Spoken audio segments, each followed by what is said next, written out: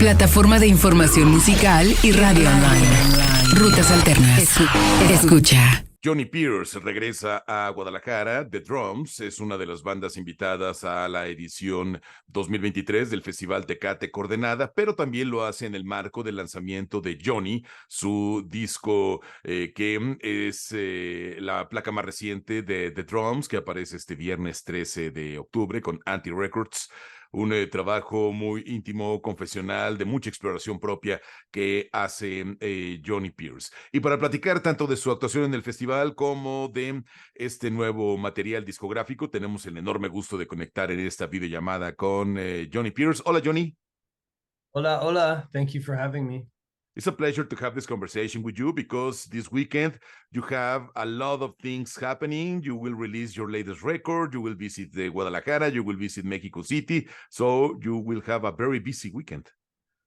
Yeah, it is a big, big weekend. But for some reason, usually I'm stressed out at this point when I put out an album, but I feel okay. I feel really calm. And I think it's because I really believe in the album that I made, and I'm a little older. I kind of know maybe what's good and what's not, and I feel like it's so good. So I feel very calm. I feel very calm.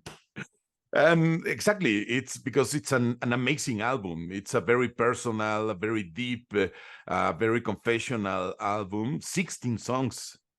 Yeah, 16 songs, and much more than I've ever done. When the band first started, we would always say 10 songs, 10 songs every album. You only need 10. And then I think even Brutalism, I think, was only 9 songs. So this is, almost double that. So yes, it's been almost it's been almost 15 years since you released your debut album. The music industry, the audience, the festivals are very different. But how different are music for you? Is different how you made music, how you consume music, how you express about music? Yeah, when I was younger, I was making music. I started making music when I was 13, maybe a little younger than that. And I was listening to bands as teenagers do, right? You're listening to music all the time, and you're maybe making music as much as you can. And I certainly was doing that. And I was playing shows, and I was booking bands to come to my little town in upstate New York to play. And we'd do little mini festivals. It was music, music, music, music, music, nonstop. And that continued even when I started the drums. It was music, music, music, and I'm putting out records. And one thing that has sort of slowly changed over time is I have found myself playing music less and less, and actually experiencing quiet and calm around me more and more. And I see this sort of connection of when I'm not swimming in all the music, I'm making better work. And I think there's something about pushing away a little and allowing space for me to connect with my inner self. And I think music can be such a lubricant for life. It energizes, it affects you, it affects your emotions. In a way, sometimes music really helps us escape. And what escaping is, it's going away from yourself, right?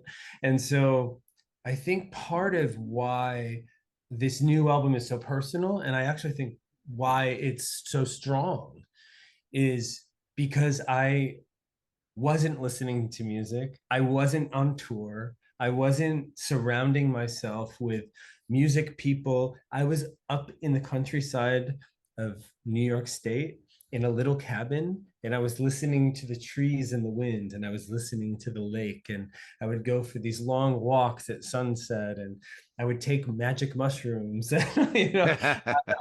and I was just connecting with my insides, maybe for the first time in a real way. And so I think the big difference in my music making experience is, in the past, I would make music from a place of chaos and frustration and pain and like a messiness, and now I make these same songs about heartache and pain and aloneness, but it's from a place of understanding, because I've taken time away from everything to actually kind of go into myself. And so now I'm addicted to quiet. Like, I don't go to festivals, I don't go to concerts, I don't buy records. I mean, the only time I really listen to music is when I'm at the gym, I think. At the gym, I like to have some music going. It's very important for you, not only as a musician, but as a person, as a human being, to realize about this rush of feelings that the music industry, maybe in the early years, gave you. This lot of festivals, lot of persons, all this craziness about a great band like the Drums. But success is hard to handle. Yeah, it is. And it kind of gives you a dysmorphia about yourself. Certainly for me, that I always had a hard time. Forget about the drums, forget about the success. Just in my personal life, I've had a hard time kind of understanding who I am or where I fit into the world, or like what is my purpose, and why is it so hard to connect, and then you add some fame and success, and you would think that that would help you kind of understand yourself, but really for me it's done the opposite. It's you know, if I spend too much time in that world, it's kind of why I've stopped going to red carpet events, and I've stopped doing all of those kind of fancy parties and stuff, because I found that I would leave those parties and I would feel sad. I would feel like I kind of wasted my time in a way, that I just felt more lonely, more depressed. And so it's really been pushing away from the fame and just, you know, focusing on writing beautiful songs. That's what I want to do. Push away from TikTok and write beautiful songs, like make things smaller for myself. And then when I have something beautiful that I've made from a pure heart that is not affected by the glamour and the fame, then I offer, like, give that to the label. They put it out into the world, and there's almost this like separation, you know, that I've built this wall against all the silliness. You know, my music. Look, I'm a serious human. My brain is more serious than it is silly.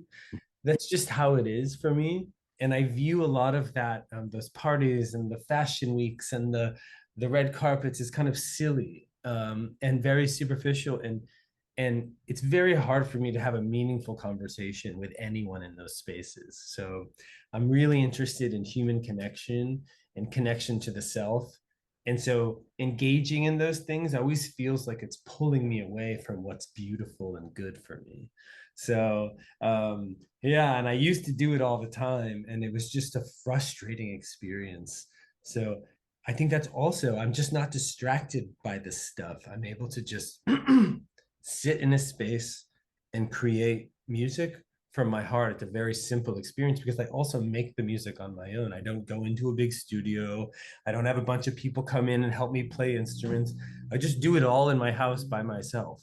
And so, and then I offer it to the world.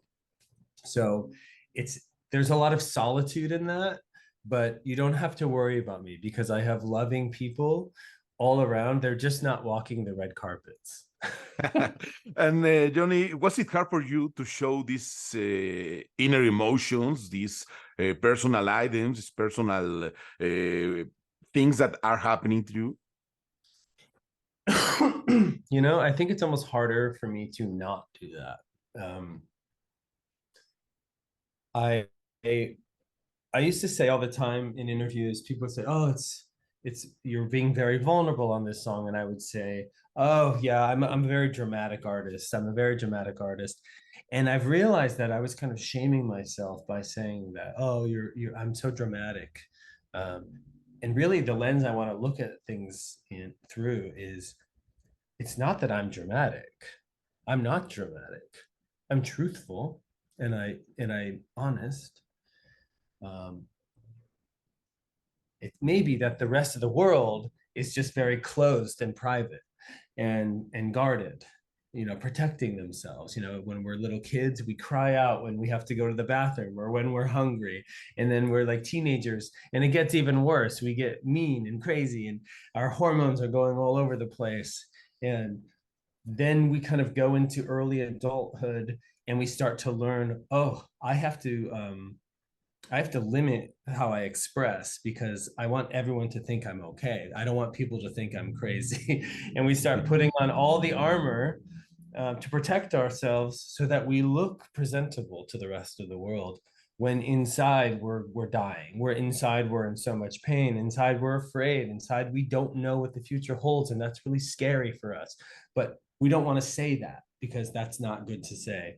And so I think there's a stoicism that's a part of culture, modern day culture, kind of around the world, not in all places. There are still cultures where as an adult, you really express.